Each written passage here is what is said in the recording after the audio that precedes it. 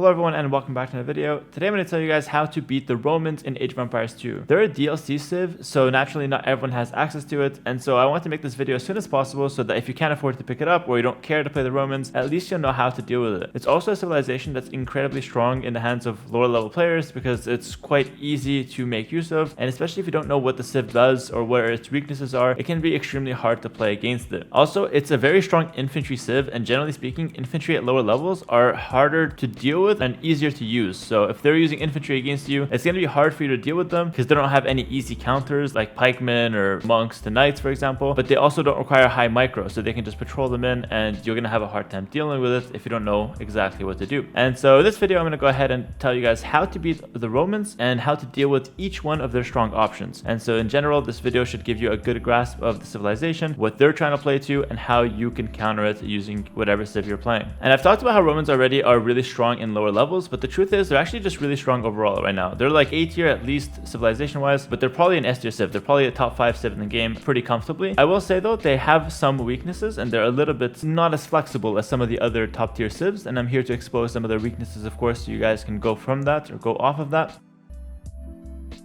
The Romans, just to talk about some of their strengths before we talk about their weaknesses, they've got one of the best bonuses in the game with the 5% faster gather rate, repair rate, and build rate. That is like a crazy bonus for their builds. They also have an incredible late game with a good amount of different options that are all super powerful, and their unique unit is straight up broken. They also have strong infantry at different stages of the game. So those are like the main power units or main powerful options that they have. Scorpions, of course, are in there. So I'm going to go ahead and talk about some of their weak options, and I'm also going to talk to you guys about how to deal with their strong options so you guys can really get a good grasp on how to beat the civ. I truly believe the Romans will be abused kind of like how certain civs like the Franks are at lower levels or at low to intermediate levels as well, simply because the Franks, similar to the Romans, are pretty easy to play, pretty easy to like pilot, but it's kind of hard to deal with it. Even if you know what's coming, it's still really hard to deal with it. So it's kind of similar between Franks and Romans, but I think actually Romans are more problematic, and so this is why this video is extremely important. I don't want you guys to get terrorized on the ladder, especially the people who watch my guides. I want to have you guys be the most efficient at dealing with Roman pickers right now. And of course, there's nothing wrong with picking the Romans. I've been picking them myself, so that's totally fine as well. But we have to beat Roman pickers, that being said.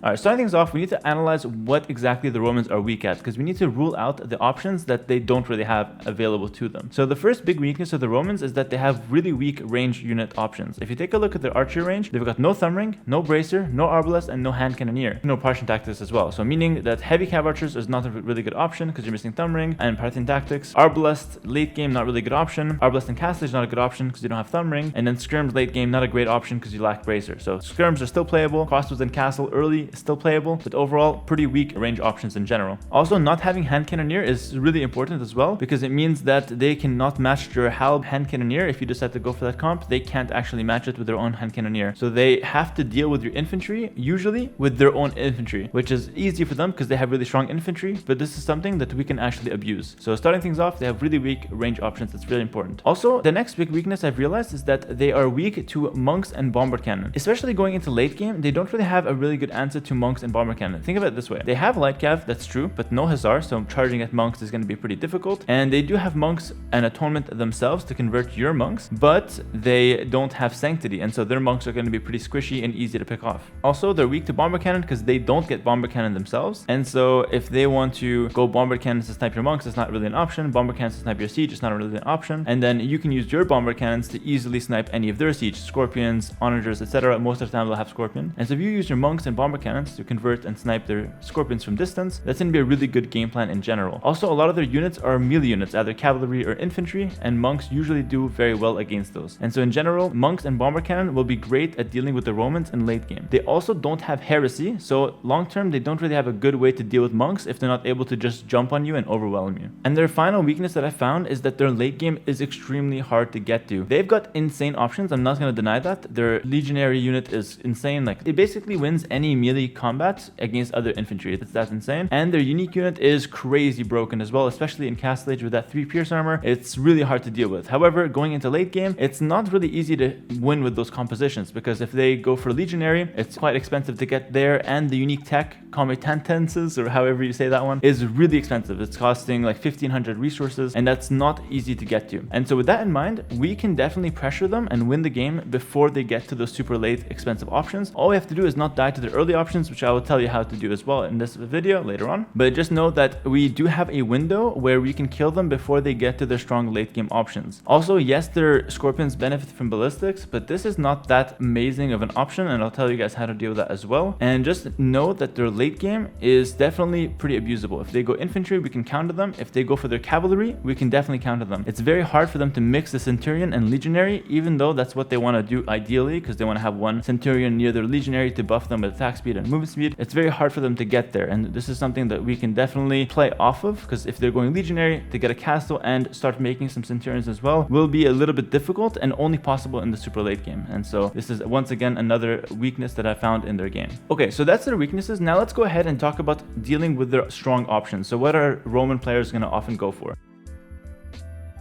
So their most oppressive strategy is the men-at-arms and feudal. Like, this is insanely strong. They get men-at-arms, so they go 1 barrack, men-at-arms. They go for blacksmith right away and get the armor. This gives the men-at-arms 2 melee armor and 3 pierce armor total. Meaning that villagers fighting men-at-arms, you'll do 1 damage to them. It's terrible. And archers, you need fletching to do 2 damage to them. That being said, I've realized that the only way to counter this strategy is actually to go archers. Scouts don't really work. Men-at-arms of your own aren't great, because then they just have stronger ones and they can continue making them. And also, you can't really fight them with villagers. If you try to wall, it's gonna lead to some rough patches. And so the best way to deal with them is to go archers yourself, and also to mix in some walls. So you mix in walls initially to hold the men-at-arms at first, and then you go for a range and go for blacksmith right away to get fletching as soon as possible. Once you get like 5 archers, you can easily deal with the men-at-arms. Why? Because even though you deal only 2 damage per shot, so if you have 5 archers you do 10 per volley, which is pretty low, you outmove the men-at-arms, you outrun them, and so you can never get hit if you micro correctly. And so it's really hard to do it, because obviously they don't have to micro, they just patrol. But if you just use your archers and start picking off the men-at-arms, start chasing them down, eventually you'll just be able to clean them all up. Now the big danger is if they come forward with towers, and so again in this situation archers are still your best bet, because with archers you get fletching right away, meaning you can make your own towers in defense. And so all you have to do is just get onto stone, secure your stone, mine stone, and make defensive towers wherever they tower you and try to hold it. Make sure you keep archers behind your tower so they can't rush your tower down with their own men-at-arms. Versus the Romans, don't worry about counterattacking them early, just defend their early militia if they're going for it with your archers, and stay on defense while securing your base. It's much better than trying to counterattack and making the game messy, because it's simply not going to work. If they see you counterattacking, they can just double down the pressure and you'll not be able to micro in 2 spots. So just stay on defense with archers. And then if they go for longswords and castle, now it's actually quite easy to counter. Crossbows are still pretty good, because again you do 2 damage to the longswords that have 5 pierce armor. Crossbow has 7 damage, so you deal 2 damage, and that's pretty good. But the scary thing is them going longswords plus scorpions, and so for that reason you want to either go expos into knights in Castle Age, or you go expos into siege with monks. So those are your 2 basic options to counter the Romans. So you open archers, you don't dash to the men-at-arms, you go crossbow and castle and knights, so you do both, or just switch to knights completely. You add in monks right away, because monks are great at converting longswords, and if you get redemption you can convert the scorpions. And then if they do commit to the scorpions in the end, your knights are pretty good against them in low number. If they start massing them, you go mangonels. Mangonels would be great at sniping the scorpions, and if you use attack round you can also hit the longswords, which is pretty good as well. So as you can see, archers into knights plus mangonel is a really good counter to the longsword play in Castle Age. And remember, they don't have supplies, so going longswords for them is quite expensive. They also don't get gambesons, but they don't need it. But as you can see, like, you know, without supplies it's quite expensive to sustain longsword production. Going into late game now to deal with their legionary, the best thing you can do is hand cannoneer to counter infantry in general. So that's like your main option. Or if you don't have that, I recommend a power range unit. So either a really strong arbalest like Britain or Ethiopian, or you can go for like a heavy cav archer, like with Magyar heavy cav archer, Hun heavy cav archer is cheaper, maybe Mangadai if you're Mongols. Some sort of power range unit that will do really well against the infantry. Again, they still don't have supplies, so it's not like they can spam these guys out for cheap. They're paying full price for them, so although they're strong, if we're picking them apart from range, we're going to be doing pretty well. The main idea is just to not fight them in melee combat.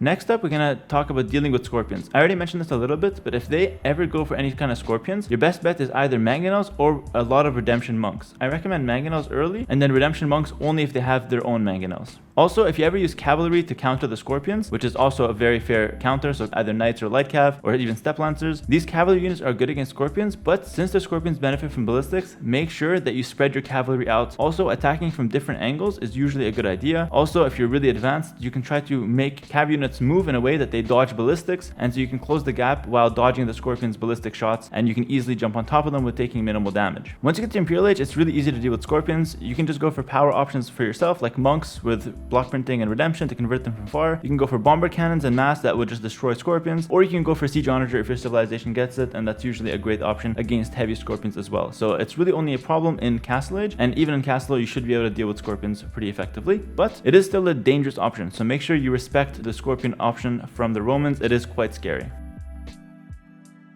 Next up, dealing with Centurion. This is the hardest unit to deal with in Castle Age, and the only counter by far is monks. Don't try to go pikes, don't try to go camels, it won't work. This unit has such overpowered stats, it will never lose in melee combat if your opponent is even half competent. Like, it's so easy to use this unit and so effective in the combat. The weaknesses of Centurion is just one, they're expensive, and the best way to counter expensive units is monks. Think of elephants. We don't want to just run our knights into elephants because that's just not going to work out. Luckily, against elephants we can go pikes to have a lot of bonus damage, so that's fine, but usually you want to go monks to counter elephants. It works perfectly. Against Centurion, pikes don't work well because they have so much damage and HP that they can just run the Centurion away when it gets to low HP, and they could just shred your pikes. It's not going to work out well. So just monks in Castle, that's your only good counter. Otherwise, just wait till Imperial Age, and an Elite Centurion is really not that scary because they only have 3 Pierce Armor still, and so in Imperial Age, also halbs become better, so halbs is fine. Monks are still great in Imperial, especially with the extra 3 range from block printing. Heavy CA works really well. Megadai, even some really strong Arbalest, they usually do quite well against the Centurion. So Centurion is only a problem in Castle Age, and in that age, definitely monks is your best friend. And then going into Imperial Age, it's quite easy to deal with them, no problem.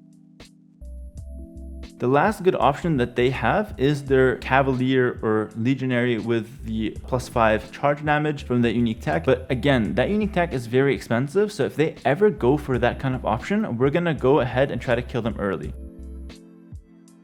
So this is the generic game plan here. We're going to open range to not die to men-at-arms. We get fletching as fast as possible. Get into cavalry or siege monk to survive the mid game, not die to Scorpions, don't die to their longswords. And then in Imperial Age, you have 2 game plans. If you notice that Romans only have really good compositions if they're fighting in melee, or if they have a slow push composition with a lot of siege. So our best bet is either to raid a lot in late game, or push them very fast if they go for their cavalry. So if they go for the Legionary Scorpion play, we're going to raid them to death and then just try to get some sort of counter units like hand cannoneer, bomber cannon, boom, perfect comp to counter their longswords or Legionary plus Scorpions. And then the raids, they won't really be able to deal with them very well. If they go for their Cavalier with +5 damage or their Centurion, we're going to try to counter them with monks and go for a fast push with maybe monk halb and just try to push them fast before they can switch to Legionary. That's the whole idea. And if they do, mixing in some Arbalest or some hand cannoneer to deal with them is going to be good. But if you just push them fast, they won't really be able to get there. Again, the important thing is they can't do both. If you let them get to both Legionary and Centurion full upgrades, yes, you deserve to lose. That's the whole point. If they get there, they're most likely going to win. But if you kill them before they get there by going forward castle, trebs in their face, all your military in the same spot, trying to kill them as fast as possible, that's usually the way to go to prevent them from getting to both of those options. If they try to go Legionaries and then they just mix in 1 or 2 Centurions to try to get like the aura effect, all you have to do is just not fight the Centurions in their aura. So always try to fight them where you have a defensive castle. That defensive castle can snipe the Centurion and kill it before the fight really starts, or just fight them from range like hand cannoneer, Arbalest. These options, they don't really care about the bonus that the Centurions are giving. So even if the Legionaries are attacking faster or moving faster, just try not to fight them. Avoid taking the fight near your defenses, and only fight with counter units.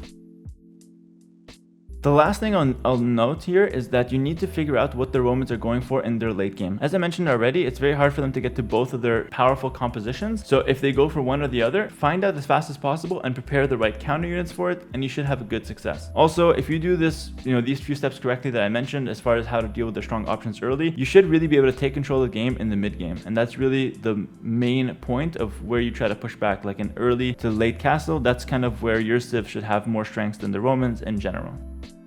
Alright, that's going to be it for this in-depth how to beat the Romans guide. Hope you guys enjoyed it, and if you have any questions, leave them in the comments below, and let's try to not lose to the Civ together. Thank you, and I'll catch you guys in the next video. Peace.